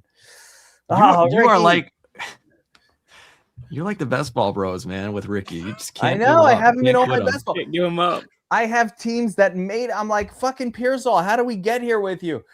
Wake up. Help me. All right, Josiah, give me 2 from the 6 to 5K category, not the 2 that BobbyWow picked. Yeah, I mean, I'll start off by just saying I'm all over the 2 that Bobby has. And then from there, on brand, we'll just start to get a little weird with things. I'll mention, I like Terry McLaurin a lot. You already mentioned him. Yeah. But the 2 weirder plays, I'll just rip the Band-Aid off. DJ Moore. I will always go to these receivers. People act like because someone had 2 to 3 bad weeks that they've been bad all season. We've seen DJ Moore already put up multiple 20-plus point performances. And he plays in the slot. We know the Browns have a really strong secondary on the outside, but they're a bit easier to attack up the middle, which is where DJ Moore plays. So he's unowned. Everyone's shit talking him. That's when I play, guys. And the last time I did this, that's when he popped off. I haven't played him since. So yeah, I'll be over the field on him. And Denzel Ward, I think, was ruled out too. Not that it Yeah. impacts DJ much, but Denzel Ward it does out. make things a little bit better for Weakens the the secondary other as well. Chicago receiver too. Yeah. But yeah, DJ Moore is someone I'll be over on. And then the guys that Bobby mentioned. Crazy. I'm playing no DJ Moore. Benching him. I hate him. Oh, whoa. I do. We don't need Because to what hate. happened? He used to be a full big play wide receiver, running a full route tree, and now why is he always standing 1 yard away? He's basically a bad version of Wan'Dale Robinson right now, a less good Wan'Dale. I mean, He I've been traded saying that for for a being while, on a winning team for the first time in his career. Okay, so cut the guy some slack. I'm playing Can't Luke argue with Harden that. instead. You don't have to play any of those guys. Yeah, I won't play any of them. Not this week. All right, Burns, 2 players, 5 to 6K. Priority starts this week. Yeah, sorry, Josiah. I'm not gonna be with you on DJ, but yeah, both of the wide receivers that Bobby had talked about are definitely in play here. Jacoby Myers, yes. And yeah, Scary Terry, like him a lot this week as well. So I don't think we have to go too much more into it, but yeah. I have a few here that I'll talk up, but yeah, like everything everybody talking about. I don't know if Ted McMillan is part of this group, but I want to make sure that I mention the name. I do like Ted here against the Saints, but if we're coming down in value, the name that wasn't discussed, but I want to bring onto the list is Keyshawn Booty. Now I already said Diggs, and fine, revenge narrative, all that good stuff. But if it's not Diggs, it's probably going to be Booty. That game has some high scoring potential, and Booty seems to get a touchdown most weeks. Like 13. He's got 6 on the season. the Bills secondary is really good. Yeah, They've but been really good. good. Be on Diggs. And they've been even Diggs is better going as of crazy. late. Yeah. It seems like the primary way to attack the Bills is via the run, but we can't trust those guys either. So you kind of want to get a piece of it. But I don't love it. But Booty, okay. I would say the same thing about Pearsall, GPP, contrarianism, because I do think Jennings is the better play. And I think Pearsall, I kind of want to save that for when I really, really need. How are they the same price? Can someone help me understand that? That's what the gap has closed between them, despite Pearsall averaging 1 fantasy point since he came back. Pearsall was out. He just give the guy some time. He was good. You guys, you're holding too much against this guy. He was out. He's hurt. He came back soon. Pearsall's not going to get it done. I don't think Pearsall gets it done with Juwan Jennings in the lineup. This is horrible. You guys are horrible. I want to believe. I was waiting for the point where I was like, okay, I might do it, but I don't know. The 22-7 came with Jennings out. Yep. So yeah, Booty does not clap on the DS. That is an absolute. That is an absolute like GPP contrarian play. His projection is no bueno. So Booty's not clapping on the DS at all. That's crazy. Drew Shady is like low key elite commenter. He's like low key. Like he's been in there. He comes with the perfect comments. So props to Drew Shady out there for that as well. And don't take offense, the rest of you. You're all awesome commenters, and we love you all. What a comment. Okay. Under 5K, very difficult spot this week. Take a look at the Dom station. Is there any chalk under here? I don't know. Is there any ownership under 5K? Let's take a look. Guys, look at this. Okay. No one over 3%. What the fuck? First of all, I don't even know how you play a slate. Like, oh, I got my guy. Okay, I see my name. I see the names. All right, there are a couple names here. I'm taking. Wow, that was such a I'm taking turn of events. My goodness. I'm taking. Barely anybody. No ownership as of right now under 5K. People haven't Just realized. please tell me you did. Please tell me Adonai Mitchell's name didn't pop off the screen. No. It's Yoshibas. Right. Yoshibas. T. Higgins is out, and Yoshibas is going to be on the field and getting all the touches. He will be in place of T. Higgins.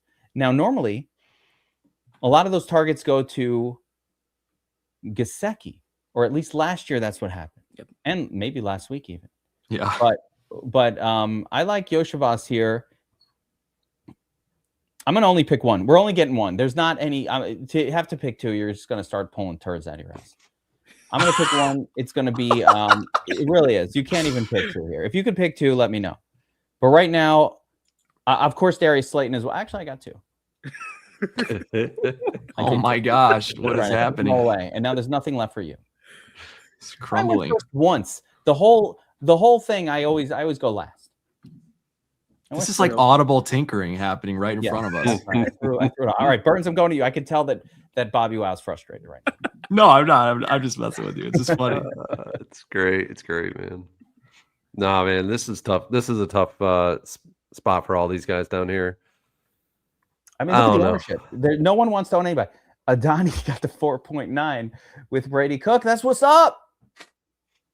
I mean, Brady Cook is good. He's starting to catch your eyes, and gosh darn it. What if Brady Cook is good? No, he's not good. I mean, what if? What if though? But he's not. I don't even think he was drafted. I think that's a UDFA. Never heard of him before.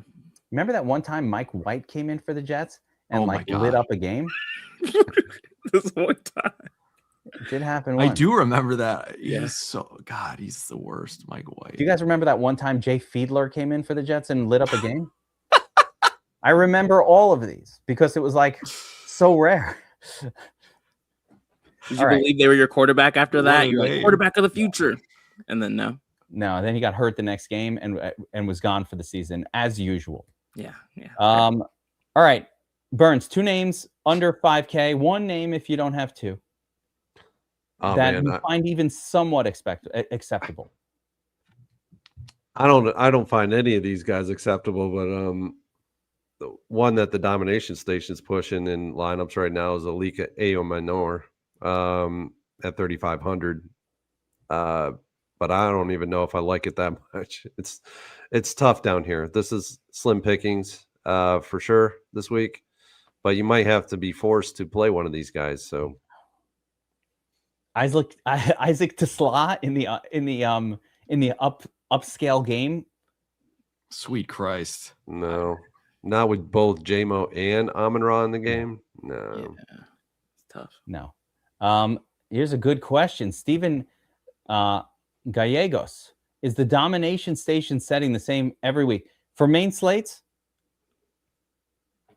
it's the same.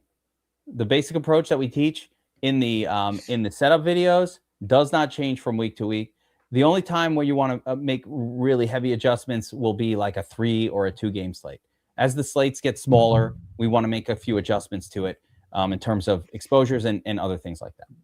So, but generally it's the same, and we generally do.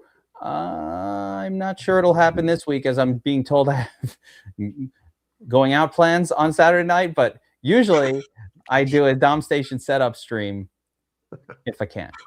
I'm not sure it's going to happen on Saturday. I've already been warned by the wife that we're doing something Saturday night. But with that being said, Burns, you said. I don't even think it's that great of a play, but the domination station is pushing Elite Ayomanor. Oh, Ayomanor? Yeah. It's pushing him. What about my Tesla? He's 3,500 and gross. Yeah. But he could get it done. But it's gross. Yeah. You know what? In fairness, before Josiah goes, I'm typing the names in the chat. I know who Josiah is taking. Don't look in the private chat, Josiah. Yeah, no, but by the way, Ayomanor, that's the best projection by far out of these guys. So let's give you the credit. Like, for this whole group, he far and away has the best number. Yeah. Oh, it's so gross down here. Look at these 5s and 1s, 2s. Matthew Golden, what happened, bro? Spent a first round, the last pick in your first round of the dynasty draft. Dude, he's already dust. Pour one out for Matthew Matthew Golden. Packers, though, because it doesn't matter. It doesn't matter. They wasted a first round pick. They're still incredible. They're still almost favored to win the NFC. Didn't matter, but not a good pick, and we all knew it at the time. Just what they do. This is why they didn't draft a receiver when they had Rodgers. Yeah, they all knew it. They don't know how to pick wide receivers. Yeah. except for Jordan Nelson. That guy was awesome.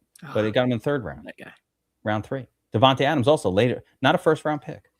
They didn't even need to draft him. Not a first-round pick, guys. Golden. They didn't even need to draft him. I No, don't know Christian why. Watson does what Golden does, but way better. He's just always hurt. Yep. I think it was the Packers just saying, look, we're doing this on purpose. We know he's going to stink. We just want to prove to you that we're going to be great anyway. Josiah, you got anybody cheap down here? Yeah. I know. I'm pretty sure Bobby thinks I'm going with Coker here, but I'm not. I mean, he does show up a little bit in some of my runs, but I'm not forcing that. Luther Burden, Denzel Ward is out, as BobbyWow mentioned when I was talking about DJ Moore. These guys are dirt cheap, and Rome is still out. Yes, they have a great pass rush. Their Browns are at home. That does worry me a little bit, but they're dirt cheap, and the targets should be there. So I will be over the field on both Burden and DJ Moore. He's at 4,800. Yeah, it's in Chicago, by the way, Josiah. It's in Chicago. Oh, thank you. Yeah, you're right. I was looking at. If you're going to mention DJ Moore, you got to get on Luke Burden. Yeah, they're both fine to me. They're both below 5K in a matchup that's not as tough as it was when they originally set these price tags. So I like it. You know what I like about Burden even more? That we were all on him last week and it was so mid. Mm-hmm. And now no one's on him. That is the most DFS thing ever. Yeah. You're a week too early. Burns, how often are you a week too early?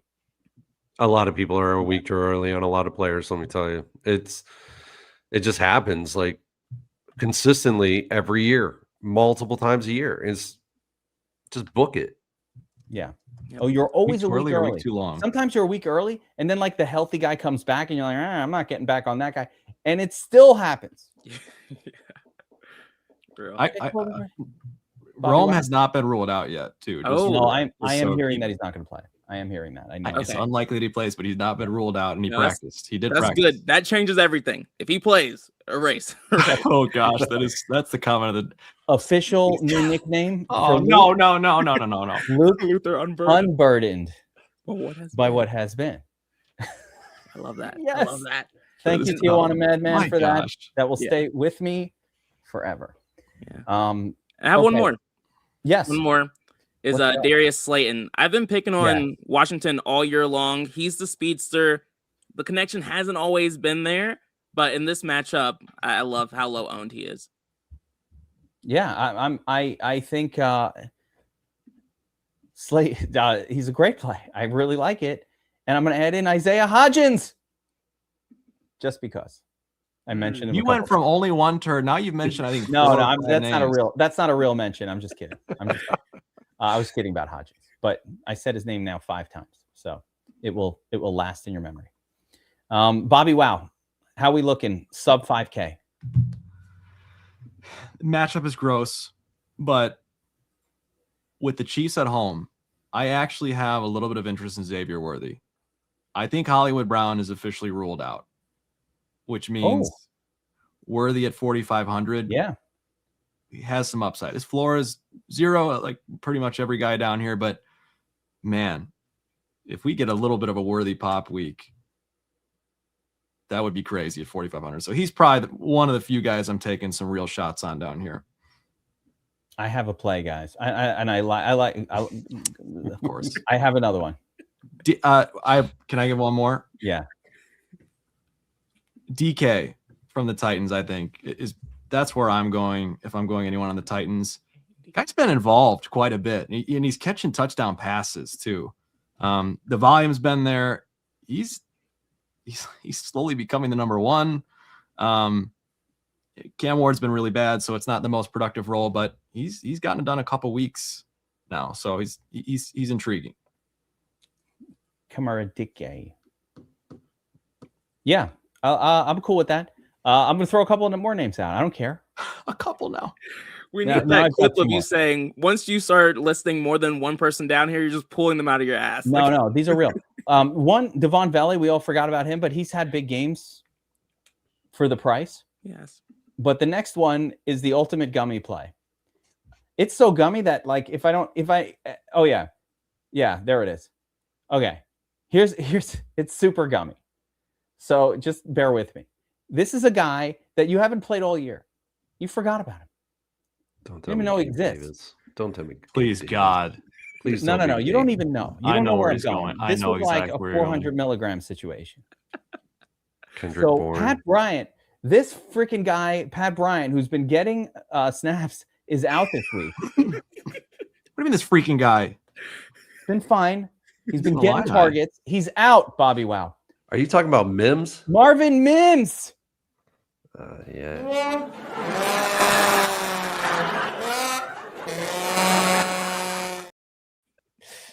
Why not Mims? Bo Picks.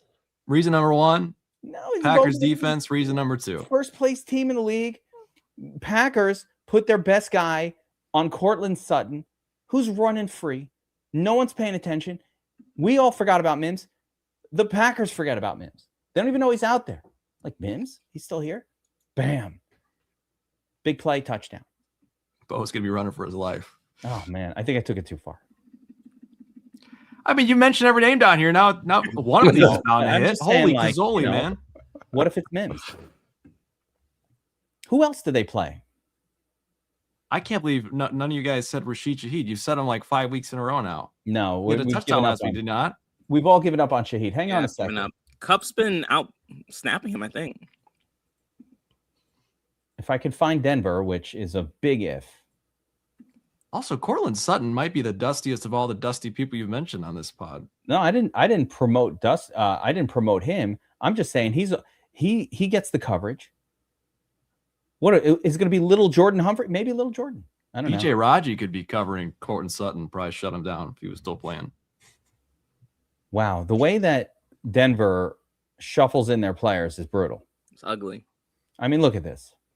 But Pat Bryant was getting 50%. He was like the highest snap count of any of these guys. What if it's Mims? Watch it be little Jordan Humphrey. Oh my God. We got to stop saying names. Come on. All right. Moving on. Oh, Moving on. Crazy plays. Try to win the tournament. Unless Mims smashes, in which case, Brady, I want to clip that moment that I just said all that. Chat's For- mentioning for Tinsley short for next for Bengals. He Yeah. seems to be the other name that's kind of popping for the Yeah, chat. Tinsley. Oh, you know what? It came up a bunch of times there. Let's you know what? Let's think about this for a second. So last time that whatever he had, Higgins was out also week 13, right? And this guy got 9 targets, only 2 receptions, but he definitely got a bunch of targets. 3,100. You know what? I'm going to send a shout out to the people in the chat that kept mentioning Tinsley right now. Approved.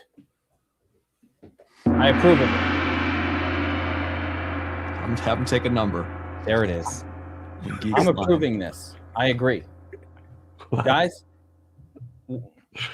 Tinsley approved as a 3,100 super punt? I say yes. Next week when you go, we're gonna have to start doing. Give us one player you're not playing this Every- week, everybody just so we can talks for an shorten hour. the segment a little bit. I never get to talk about the players. I'm just like all hosting. I'm just messing with you. One segment, I mentioned some players. It was just funny because you led with only one. Only It's one. the but I don't worst think batch of Only one. nobody's. I didn't think we'd be able to think of any. But that one credit to the chat. That I'm not taking credit. Yeah. I didn't come up with Tinsley. There's like 5 people in the chat though that did say that, and I'm going to credit them. Well, good call. By the way, I just want to say, our chat, this live, the best, The best.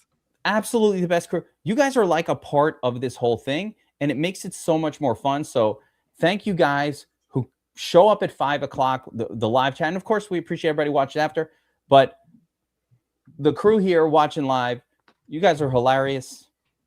And I appreciate you guys being here week after week with us. Hopefully you're smashing your DFS, and hopefully you're having fun watching this and just making lineups and doing DFS things. This is that crazy hobby that this thing of ours.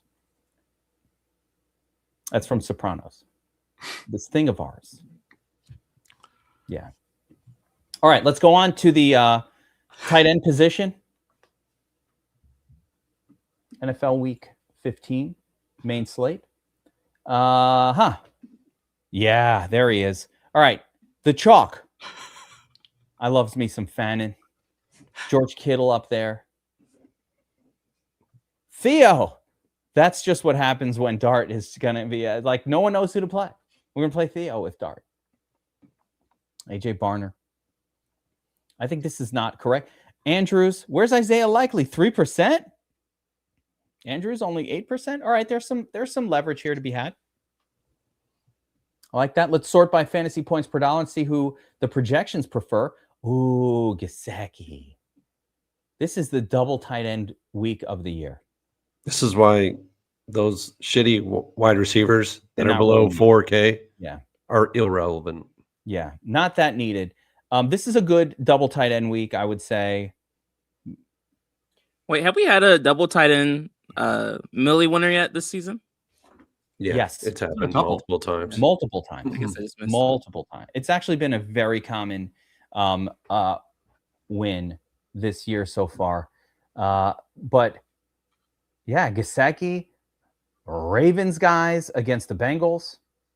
Fannin, because he's just on fire right now and awesome. You got George Kittle there. So a lot of good tight ends to choose from. Burns, it's double tight end week, right? Yeah, it's sure looking like it. I mean, there's some great plays at the 3s, the 4s, and then your high guys like your McBrides and your Bowers. I mean, these guys aren't really popping that as much as they were prior. Don't need them. And I don't think you need them. I don't think you need Kittle, you know. Yeah, it's a great week for the 4s and the 3s. I mean, these guys are in abundance too. You're looking at Dalton Schultz, Kelsey, Theo, AJ Barner, Gesicki, Jawan Johnson, Harold Fannin. You could even look at Tyler Warren if you wanted to get above the 4s. And then even down in the 2s, you got a guy who has been just incredible this year in these 2 range is Gunnar Helm for Tennessee. I mean, he's the volume guy here on Tennessee's offense. So like these guys are all volume machines at their respective positions. So there's a lot of good plays in the 3s and 4s this week. Solid. If you had to pick 2, what's your favorites? I won't say Fannin because I think he's going to be really high owned. I think he's a great cash / single entry play. But he also can be a good tournament play, but he's just going to be owned. I think AJ Barner makes a lot of sense. They're back home. He typically is a better receiver at home. They've been on the road a bit. So I don't mind him at all. Plus he's popping. I mean, he's fantasy points per dollar is 289. That's rivaling Harold Fannin, and he's, $800 cheaper. And then Colby Parkinson. I mean, he's at home too. Here's another guy. I mean, he's at home and he's in the 54.5 point total game. And he's a dynamite red zone play. His red zone target share is 48.4%. That's crazy. That's like off the charts. So, I mean, there are so many good plays at tight end position that, look at Schultz. I mean, Dalton Schultz might be the play in that for the Houston Texans this week. It might be just skinny stack Nico and Schultz and not worry about Stroud. So yeah, I mean, it's an interesting week for tight ends this week. It's probably the best week I've seen in a while. Lots of good tight ends. Josiah, got 2 that you're focused on? Man, I can tell I have trust issues because I see these guys and I just feel like I remember all the times they burned me this season. But I don't have any strong takes here. I'm just kind of letting the DS do its thing. So I'll listen to Burns and you guys and go from there. Bobby Dubs, anybody popping for you? This is the best way to get cheap exposure to big games. I'm surprised Burns you mentioned him, but I'm not surprised because he's the tight end whisperer. Colby Parkinson is my favorite kind of like sleeper tight end play on the slate. 3,200 exposure to a 55 point total for a guy who's actually been somewhat consistently involved. I love Parkinson at that price tag. And then I think, Gesicki and Schultz are two guys I'll be well over the field on too. So lots of solid plays, but I really like paying down for those three. Yeah, I'm just going to emphasize a little more Gesicki, how awesome that play is at 3,300, but also the Ravens pair. I'm actually going to smile. I don't know. Do you favor Likely over Andrews at this point? The props definitely still favor Andrews a little bit. I don't even care. The Bengals have been this team that get torched by tight ends all year long. There's definitely something up with that. And the Ravens are a team that likes to target their tight ends. So I see kind of like strength on weakness. I like that. And that gives you the double stack. But yeah, Parkinson, a lot of these guys are fine. Fannin Jr., also really good. And by the way, the best pass catcher for the 49ers is Kittle far and away for me. Like, you play Kittle for the same price as Juwan Jennings and Ricky Pearsall. Yeah. But he's the same price as Jennings. Like, I would play him he's expensive over, relative to these guys. But if it was a flex spot, I'm playing Kittle for that price over the other two guys. Right. Fully agree. Fully agree. He's way more pricey on FanDuel. There's one more thing. The Nuts is mentioning Sanat. So obviously the Commanders lost Zach Ertz, who replaces him. Yeah. Sanat and Bates. It's really a two-man situation. Yeah, it looks like Bates is getting a lot more of those snaps, which is not good. I don't like any of this. So I don't think you want to go there with Bates or Sanat this week. Tyler Warren catching passes from Phillip Rivers. Maybe. Acceptable. All right. Defense. NFL Week 15, gentlemen. We got a few spots here. Burns, I'm going to go over to you, but I just got to say it. The Jaguars are at home against Brady Cook. Do not overlook that. You got the Seahawks at home against Phillip Rivers, who, as much as I love Phillip Rivers, and I don't know anybody who doesn't love Phillip Rivers. Right. Yeah. And I don't like to body shame people, but he's fat. He's a fat person now. Jeez. He is. Tell us how you really feel, man. No, but he's like a little overweight. That's like Will Ferrell saying, with all due respect, F you. I said with all due respect. No, I'm not saying I'm not fat. I'm just saying like Phillip Rivers didn't look like NFL playing shape to me. He looked like something going on here. He's a grandfather. No, actually, just the Seahawks are a really good defense, an actual real life, really good defense. And Phillip Rivers showed up like yesterday and most definitely doesn't know the playbook and also has not practiced football in a long time. So like, I don't know. I've never been an NFL player that took 5 years off and then came back and tried to play after 2 days. I don't know how that is. I heard some weird story where apparently he does know the playbook though. Yeah.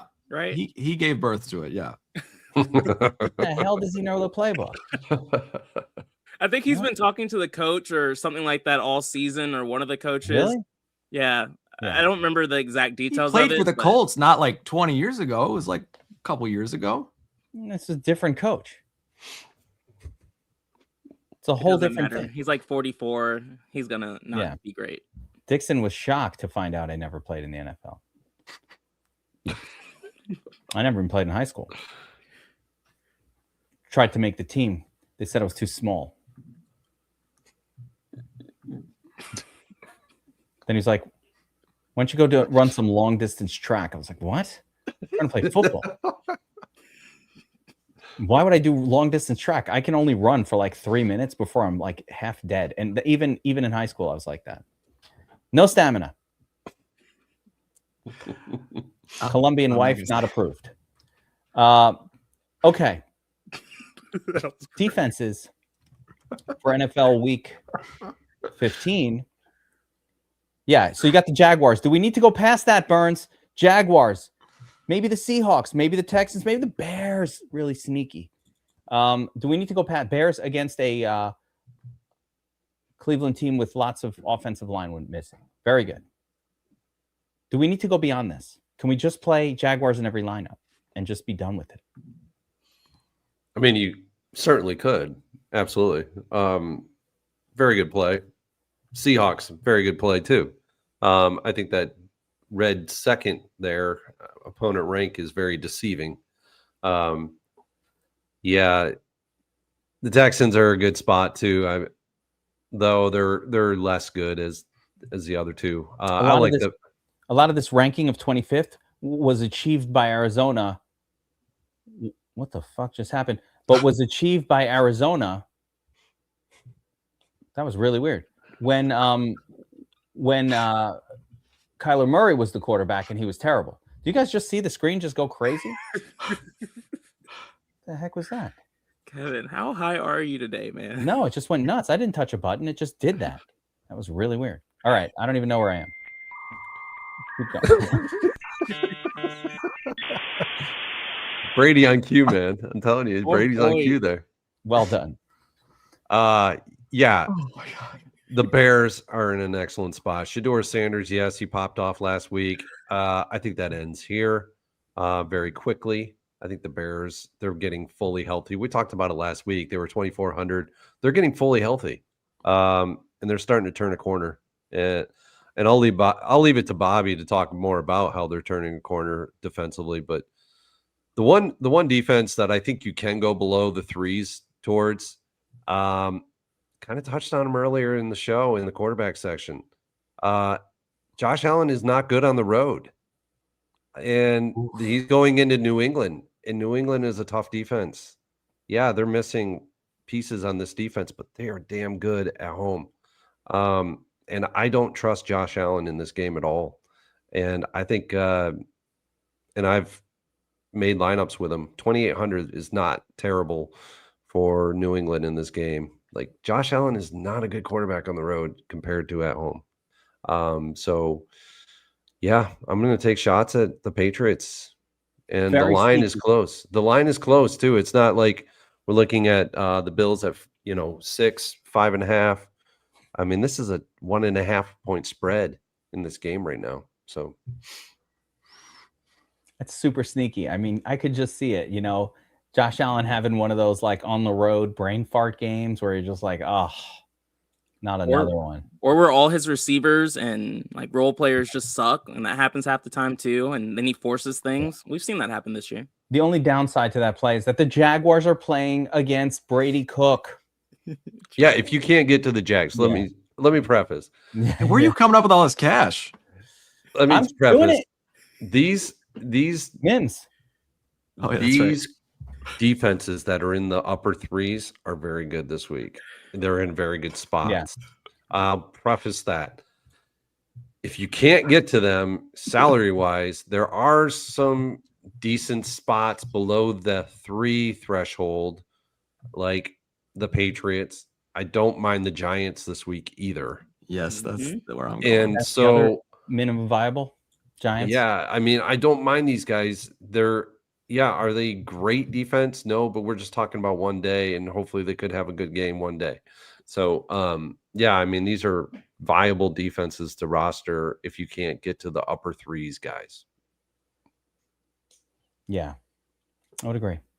So you've got Patriots as like acceptable stud zone defense. BobbyWow, you said maybe the Giants against Mariota and that Washington team. I think Giants are intriguing, especially on FanDuel. They're virtually min price. The Giants are. And I look, the Bears, they generate turnovers better than anyone else in the league, and turnovers equal points, especially in the type of weather game environment that we have against a rookie quarterback who we always play defenses against rookie QBs.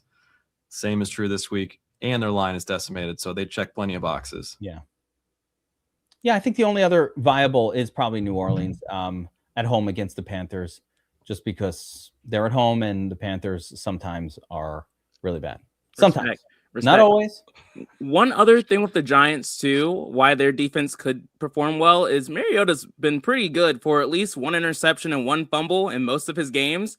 And all we need is one of those to get taken back for a touchdown or a pick six. So I'm with you on that one, Burns.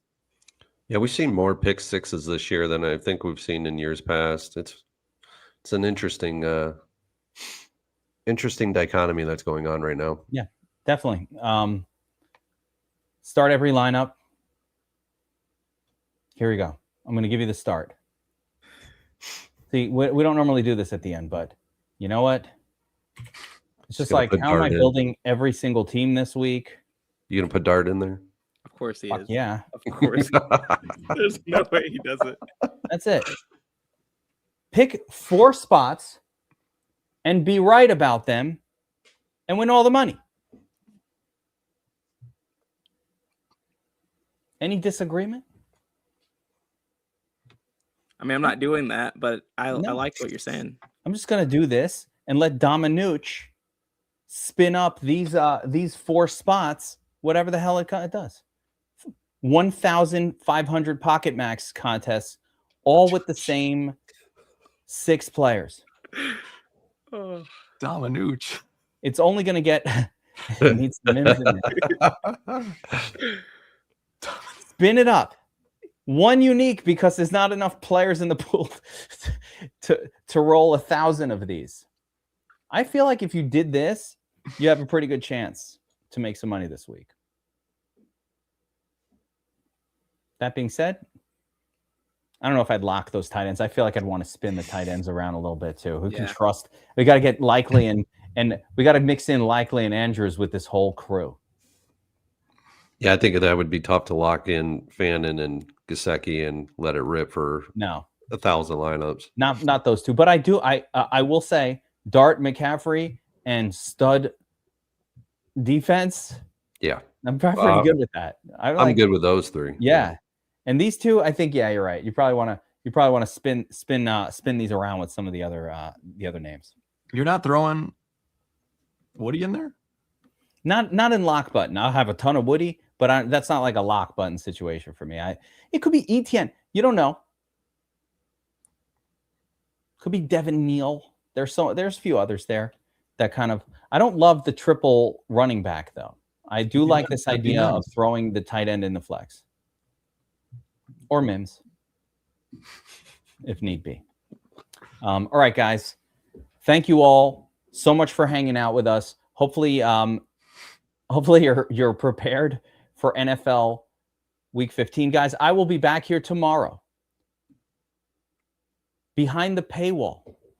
Players Club, we build lineups together. You already know how most of the lineups are going to start, but we'll see how they're going to finish. Right here in the Players Club, Saturdays at noon. For DFS Army, of course, VIP members, all the subscribers at DFS Army, and the YouTube Pro members as well. So we'll be here tomorrow at noon. Make sure not to miss it. Guys, I appreciate all of you. Always. Happy holidays. Merry Christmas to my crew, my super crew here, Bobby, Josiah, Burns. We appreciate you guys, as always. And, of course, the great commenters. You guys are hilarious. It's so much more fun that way. Be on the lookout next week. I got Ray Zanny, super stud best ball bro, but not like a hipster bro. More like a me bro. And we're going to be talking some playoff best ball. What am I? I don't know. Brooklyn bro. But we'll be talking some playoff best ball strategies next week here on the channel as well. So keep an eye out for that. And best of luck this week. Helmets up, everyone. Take care, everybody. We'll see you next time.